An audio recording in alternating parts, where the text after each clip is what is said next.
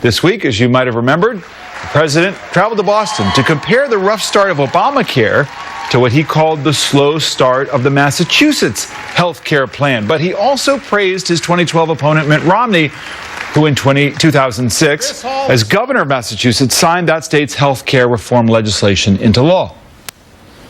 I've always believed that when he was governor here in Massachusetts, he did the right thing on health care.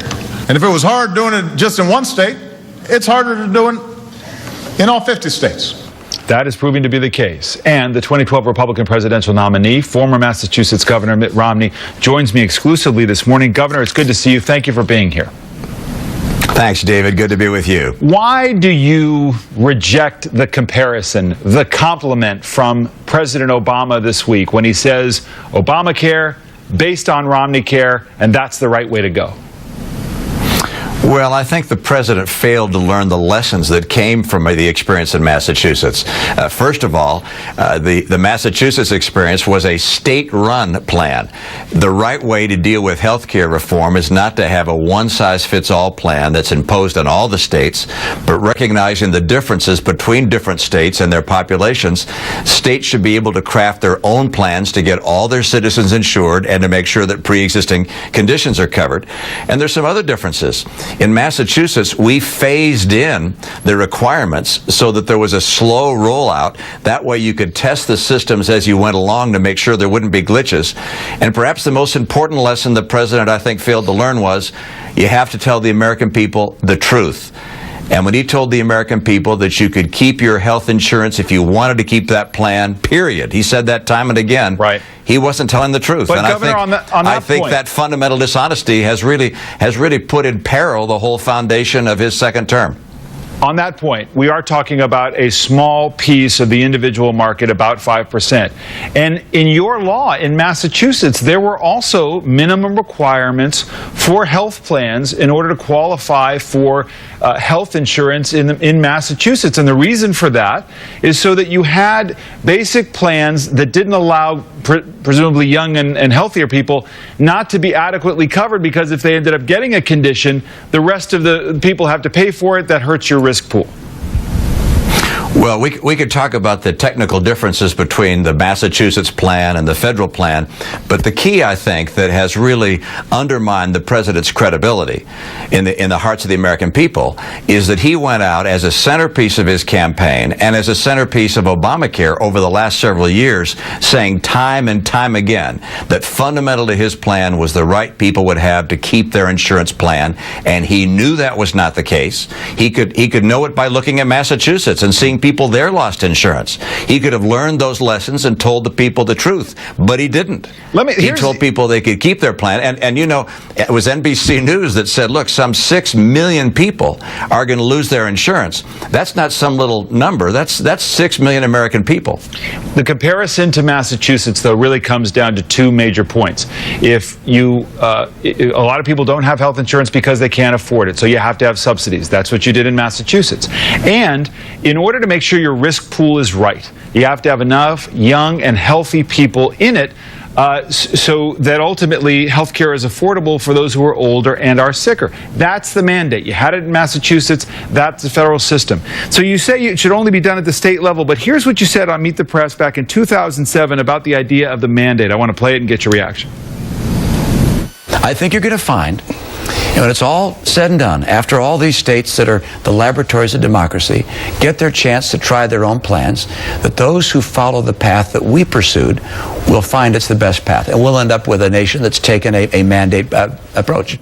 You don't believe all the states should have adopted this, but you do believe that the entire nation should take a mandate approach. If it was good for Massachusetts, what's so wrong with taking it national? Well, what I said there was precisely right, which is that each state should be able, through the laboratory democracy model, to put in place the plan that works best for them. And if they adopt the Massachusetts plan, terrific. If they adopt a different plan, that's also fine. But recognize Massachusetts teaches some important lessons some states are not going to want to follow. One lesson is health insurance is more expensive in Massachusetts than anywhere else in the country. Now, that's something that Texas and Minnesota and Montana are not necessarily going to want to adopt. And you're going to see, as a result of Obamacare, premiums going up dramatically across the country.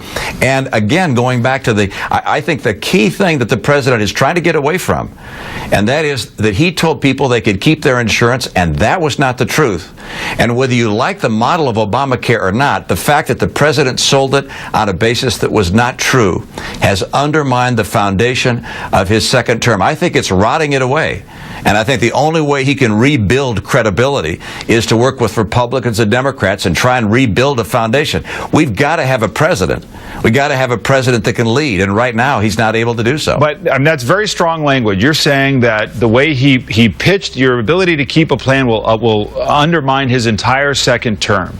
But how do you know that? There's no question. Assuming they get the site up and working, that's a big assumption at this point. But if that happens, how is it that in the end, the same approach that you took in Massachusetts with regard to subsidies, with regard to a mandate, why don't you think that could ultimately be successful? Well, what's going to happen is that people are going to lose insurance. You're going to have millions of individuals but some people will get better plans. Some people will end up saving money in the plans, and yes, some people will pay more. Again, that was also the case in Massachusetts. Well, that may well be the case, but the reality is that was not what was sold with Obamacare. Obamacare barely made it through Washington, as you know, and there's no question in my mind, but had the president been truthful and told the American people that millions would lose their insurance and millions more would see their premiums skyrocket, had he told them that at the time it was going through Washington, there would have been such a hue and cry against it, it would not have passed. Look, you begin with honesty. We can talk about what's the right plan, and there are aspects of the Massachusetts plan I think other states would be wise to adopt. There are probably aspects that states will say, I don't want that. I got a better idea. Let them try those things. But imposing something that in some ways resembles what we did in Massachusetts on the entire nation is not something, and particularly doing it, by the way, in a dishonest way, without telling people what was entailed, is something the American people are rejecting overwhelmingly. Final point on this, what would you have done? Had you become president, in my interview with you in the course of the campaign, you said there were aspects of Obamacare that you would want to keep, pre-existing conditions, etc. What would you have done? You've just watched the Republican Party at the national level try to defund it or delay it. How would you have dealt with Obamacare had you become president? Well, I'm not president, so I can't be so clear-minded as to tell you what I would have done, but my own plan was to say to each state, you've got a requirement to move to a point where all your people are insured and where you cover pre-existing conditions. We're going to give you flexibility from the federal government level to help you be able to do so. And with regards to what's gone on in Washington lately with the shutdown, if you will, to try and replace and defund Obamacare, look, there's no question but that every Republican that I know of wants to see Obamacare replaced, repealed, and repaired. At the same time, the tactic of shutting down government is one which I thought was not a good tactic in the first place. I thought it would not be effective, and it was not effective. You heard this morning, for instance, the campaign manager of Ken Cuccinelli say that when they were talking about the shutdown, they were having a hard time, but now they're talking about Obamacare, and his campaign is doing better and better. The shutdown was not the right way to go, in my view, but the right way to replace Obamacare is to elect Republicans to the Senate and the House and ultimately to the White House and repair Obamacare, replace it, and put in place something that's going to do a better job for the American people and let them keep the insurance they were promised they could keep in the first place. And we don't have that consensus in the moment. You mentioned Ken Cuccinelli running, of course, for governor in Virginia. I want to ask you about the 2012 campaign. The new book is called Double Down, Game Change 2012. A lot of political intrigue. One aspect of it, Governor, is that when you had a family vote before you ran, you actually voted against running. When you laid out your plan to defend Romney Care, a vicious editorial the next day in the Wall Street Journal, you questioned whether you should stay in the race and whether you could ultimately win. And there's an argument that comes through in the book among some Republicans that with the stakes so high in the 2012 election, did you not show enough fight? Did you not want to win it enough? How do you rebut that charge? Well, there's no question but that I wanted to win it. No one could have worked harder than myself and my family worked for the campaign. We were all in, 110%. And we wanted to win very desperately. We recognized what was at stake. Frankly, I was concerned that if the president were reelected, the economy would continue to dwindle along. We'd continue to lose credibility around the world. The American people would find it harder and harder to get jobs. And we're seeing those things happen before our very eyes. I ran because I believed I was the most effective guy to be able to beat President Obama. It's not easy to beat an incumbent, but I thought I was the most likely to be able to do so. And I gave everything I possibly could give to make that the reality. As you know, there's a lot of talk about 2016, and that happens immediately after 2012, happened during the 2012 race, in fact. So here from the book is a conversation about Governor Christie. You considered him to be your running mate, and ultimately you rejected him. And some of the reporting out of the book indicates that there was some concerns about his background and your own investigations and your own vetting process. Here's what they report in the book. The dossier on the Garden State governor's background was littered with potential landmines. There was no point in thinking about Christie further. With the clock running out, Romney pulled the plug again, this time for good. Questions about past investigations, about lawsuits, and about his health, indeed his weight. Did you look at those issues as disqualifying, and if so, why? Well, I know that the vetting people who went through that analysis and put together their report laid everything out, but frankly, there was nothing they found that wasn't already part of the public record and that hadn't already been dealt with effectively by Chris Christie. So there was nothing new there. The reason I chose Paul Ryan was, as I indicated before, which is Paul had a complement of skills and experience that I thought would be helpful if he actually became vice president. I'd been a governor. I hadn't worked in Washington.